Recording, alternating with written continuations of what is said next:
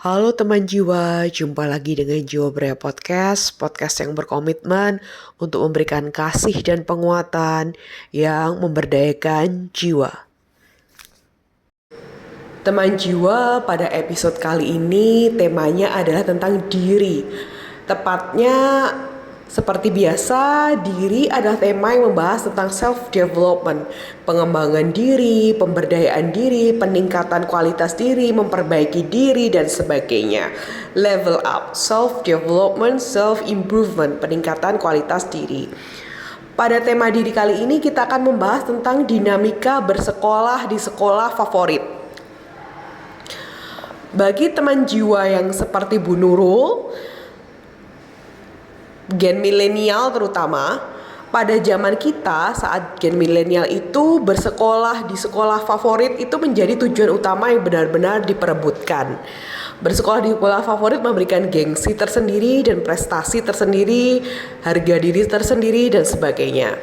Pada saat itu UAN, SBMPTN dan sebagainya benar-benar jadi ajang pertarungan dan persaingan yang luar biasa. Bersekolah di sekolah favorit tentu saja memberikan konsekuensi yang sangat positif di mana kita berada di golden pool, di mana kolam kita, lingkungan kita itu adalah dikelilingi atau berisikan bibit-bibit unggul atau ikan-ikan emas gitu. Jadi golden pool, ikan-ikannya ikan-ikan emas, orang-orangnya, teman-teman kita itu adalah bibit-bibit unggul, di mana kecerdasan itu menular, kebaikan itu menular, kerajinan itu menular dan sebagainya.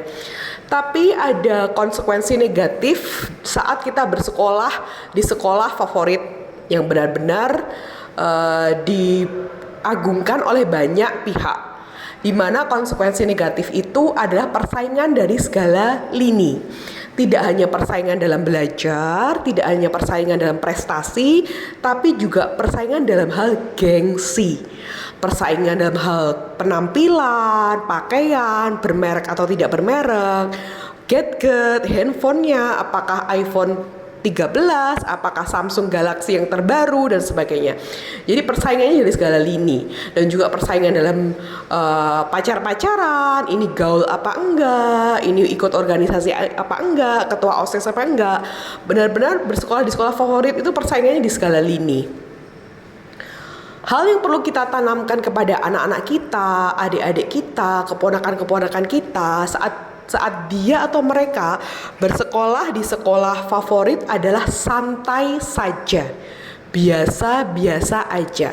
Belajar santai, belajar tidak perlu mengejar gengsi, tidak perlu mengejar pride atau ego atau harga diri, biasa aja. Karena apa? Karena itu tidak akan ada habisnya dan akan membuat fokusnya beralih. Fokus yang seharusnya belajar, berprestasi, diterima di perguruan tinggi yang bagus, sukses dan sebagainya menjadi beralih menjadi fokus gengsi-gengsian. Kalau gadgetnya nggak terbaru, kalau handphonenya bukan iPhone 13, iPhone 15, malu, merasa minder, merasa malu dan sebagainya. Itu sangat toksik ya, toksik dalam artian itu tidak hal yang tidak penting dan tidak perlu. Seharusnya tidak seperti itu, karena harusnya biasa aja. Sebagai contoh, keponakan saya memiliki keponakan yang saya menyebut keponakan tersebut Mr. Ten. Maksudnya dalam artian tidak ada manusia yang sempurna, tapi keponakan saya itu menurut saya sempurna. Karena apa? Dari SMA pun sudah kelihatan akhlakul karimahnya. Keponakan saya itu pernah ditawari mamah papahnya, Le itu panggilan nak untuk laki-laki. Handphonemu sudah jelek, mama kasih uang ya buat beli handphone baru, ganti beli handphone baru. Keponakan saya itu menyampaikan, gak usah mah, uangnya dipakai mamah buat beli kebutuhan mamah aja atau papa gitu. Aku pakai handphone ini aja gak apa-apa mah, uang masih bisa dipakai mah, nggak harus baru terus kan, kayak gitu. Jadi keponakan saya itu santai aja gitu, nggak tertekan dengan gengsi-gengsi yang tidak seharusnya jadi prioritas dalam bersekolah seperti itu. Bahkan saat keponakan saya ini bekerja di perusahaan Big Four, akuntan Big Four internasional, 4 besar perusahaan akuntan internasional, sepeda motor saat beliau mobile itu sebut merek aja ya, ya itu sepeda motor biasa lah, seperti Mio, Beat dan sebagainya. Jadi sepeda motor biasa. Di saat remaja-remaja yang mungkin SMA itu protes ke orang tuanya, mah, pah, mama, papa itu PNS, masa nggak bisa beliin aku motor NMAX, PCX gitu. Jadi ada entitlement, jadi rasa berhak, rasa menuntut dari anak yang seharusnya kita ajarkan untuk belajar menerima, belajar apa adanya. Kalau memang mampu, syukur alhamdulillah. Kalau enggak ya harus menerima, harus belajar santai kayak gitu. Seperti keponakan saya itu yang buktinya bisa bekerja di perusahaan Big Four internasional seperti itu. Karena itu penting sekali teman-teman. Dimana bersekolah di sekolah favorit itu pressure-nya luar biasa. Kalau anak-anak kita tidak kita didik santai aja, itu dia akan tertekan.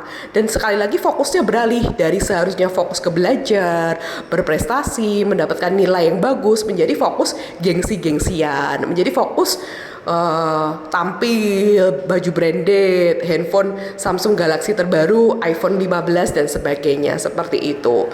Lalu teman-teman juga perlu menyadari bahwa dalam hal bersekolah di sekolah internasional atau sekolah favorit atau sekolah multinasional, sekolah-sekolah yang memang nomor satu, itu sikap santai saja itu merupakan benchmark dari kesehatan mental yang baik.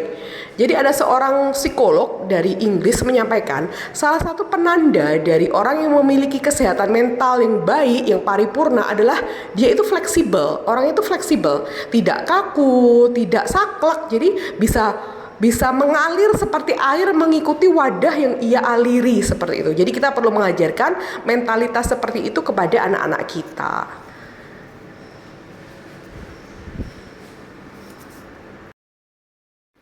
Terima kasih teman jiwa semuanya sudah mendengarkan apa yang Jiwa Berdaya sharingkan. Jangan lupa teman jiwa untuk mensubscribe, like, dan komen untuk mendukung Jiwa Berdaya memproduksi lebih banyak lagi konten-konten yang bermanfaat dan berdampak positif. Saya Bu Nurul Ilahi, your loving psychologist, di mana teman jiwa dapat melakukan konsultasi atau konseling ataupun juga bekerja sama dengan Jiwa Berdaya melalui mengklik link yang ada di tombol deskripsi. Salam bertumbuh dan berdaya, salam teman jiwamu.